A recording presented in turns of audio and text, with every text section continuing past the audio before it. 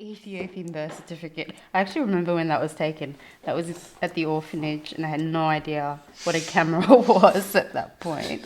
And we were told not to smile. I'm pretty sure. My memory was like we were told not to smile. And I realised I think that's because that photo ended up going in our Ethiopian passport. Hi, I'm Fessoom. I'm 29 years old, thereabouts. Hi, my name's Marmush. My real name is Yidnikachu, rhymes with Pikachu. I'm 25 years old. I was born in Ethiopia and lived there for about 6 years before I was adopted. I was adopted by Australian parents. In 98, I came to Australia with my brother and sister, where we started our lives with our Australian parents. Good idea. Blowing bubbles. We were fascinated with the bubbles. I was watching a video of us, and like you gotta watch this tape. And it's Mum and Dad like blowing the bubbles, and we're just going gaga at it, like just and when you look back at it, like just calm down, it's just bubbles. But to us at that age, it would have been something so new, yeah. So when Mum and Dad came to the orphanage, they picked us up from there, and then we stayed in a halfway house kind of thing, like a guest house, with Mum and Dad. Dad stayed for about 2 weeks, I think. And then went back to work in Australia, and then Mum stayed with us for about a month or more. And this is our first our first day in that guest house playing cards. Everything was quite new to us. When I was about 6, my mother was really sick, and then she soon passed away. And there were 4 of us to my mother and father. And I think like my dad at the time thought, okay, well these children are now motherless. And he wanted to send us for adoption, basically for education, for better opportunities, which is a very common theme when it comes to parents deciding to adopt their children out. I think it affected me the most, to be honest, because the other 2 are still quite young. But yeah, I was really attached to my Ethiopian life for a long time, and I'd say I probably still am. And I had a lot of unanswered questions. I was very, very close with my father. I was really angry at him because I didn't understand why he gave us away when, in my mind, our life was perfect. I was happy. And it wasn't until later that I really started understanding why he made those decisions, and understood that, okay, he did it for our own well-being, for our own future. And later on I learnt that my father had paid the orphanage owners a bit of cash to keep us together.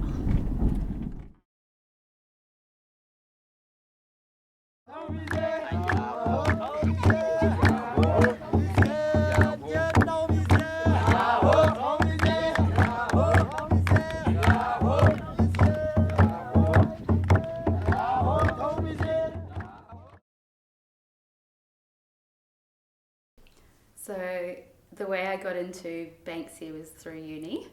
Jaime came in my last lecture of my entire degree, and he spoke about Banksia and what they do here. Project Real was the main focus. It is a very personal journey. I didn't realise how personal it would be. I feel very connected to the work I do. So I work with teens, basically, adolescents, and who are lost, really, or who don't have the social connections that we all do, are facing a variety of barriers. And I help them dismantle those barriers, really. Like, that's the crux of it. And they're all the things I faced when I was younger. And I kind of worked my way through those barriers, like, quite blindly. My name is Hannah, and I'm going to be talking about girls group. And I've been there for 5 years. This is a community centre for people. We do fun activities. We have good teachers teach us, and we have really nice people who work here. My name is Riam, and I like coming to girls group because I have friends here and I learn stuff. Yeah, I think it's so important to be honest with young people. Like, there's a lot of, I guess, scary stuff in the world, and you can hide that from them as much as you want, but it's going to come out eventually. So I think being honest with them in a space where they feel safe. So I've got my Ethiopian childhood, which has given me a certain outlook, and then I've got my white Australian childhood, which has given me a certain perspective, brought up through mum and dad's values, I suppose. And then when I was 15, I moved out of home. I did it a couple of times, but I went and lived with my best friend and her family, and they were Aboriginal.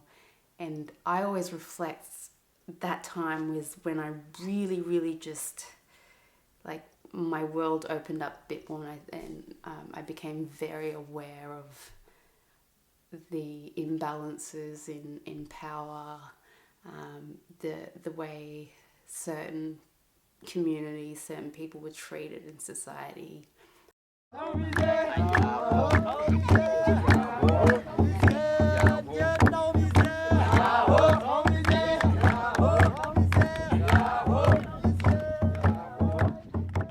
There's one question as well. I used to get asked a lot, and it would irk me. It'd be like, oh, like, are you thankful that you're in Australia now? Like, what could have been? But I don't know, like, I could have had a great life in Ethiopia if I stayed there. Like, I reckon I would have. In Australia, I basically experience that at least once a day. Like, if I'm out socialising outside, depending, even at work, being at the courts, I remember being asked if I was a client. Like, yeah, and it still happens. I just find better ways of, like, breaking that down. Yeah, I remember on several occasions being asked if I needed a lawyer. Do you need assistance? I'm like, no, I work here. I'm the one helping these kids. But yeah. I guess people just see, well, I guess, like, those ads, like poverty, whatever, and it's associated with the country. It's like, oh, you must have had a horrible life. That in itself, I don't know if you'd consider that like a systemic, I don't know if that's racism or just ignorance, maybe, yeah.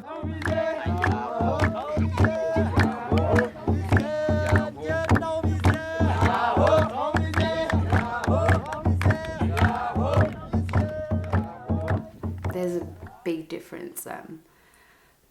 I guess I was lucky as a child. I didn't have that kind of responsibility, but I guess I left at the right age too.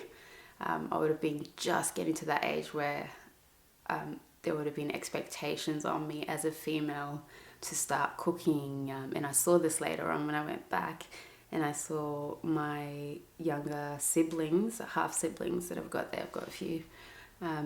All the females were doing quite domestic work. It was very, very traditional in that sense.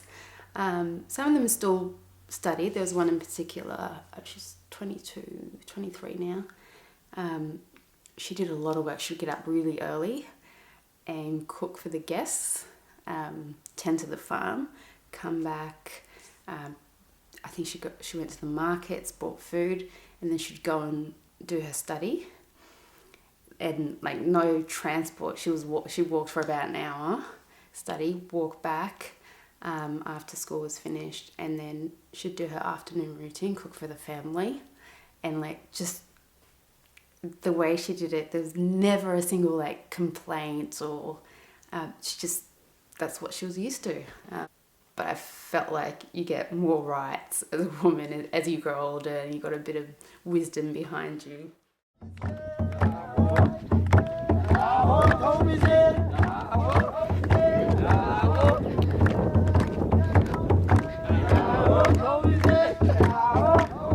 In the past, so many things happen at this fast rate that I wasn't still in any of those moments. I was just going from one bump to the next. And after I had my children and I became a single mother and more challenges came my way, then I got to a point where I'm like, okay, what am I doing with my life, basically? And I made a conscious decision to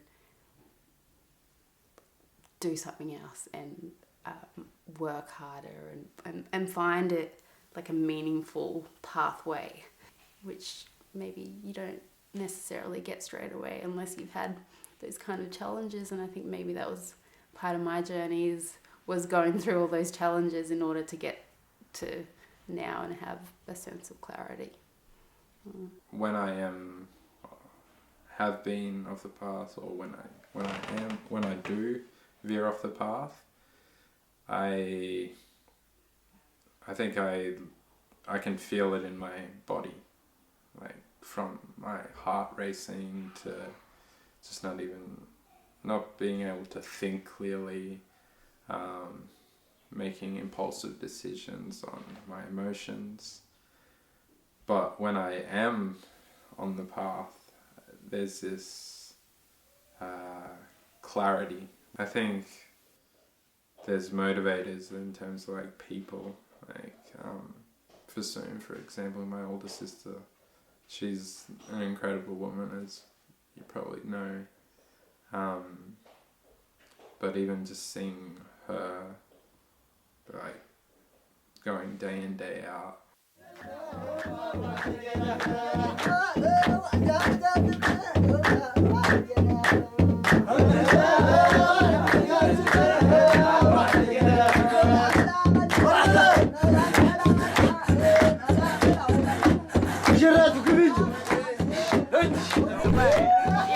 You're on camera right now, so yeah. come on. So Maria, tell us a little bit about your mother. Sorry.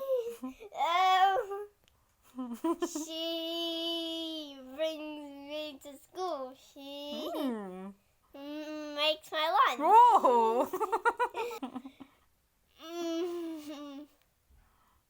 Can't think of anything because I like everything about her. Oh, perfect. That's just a wonderful answer.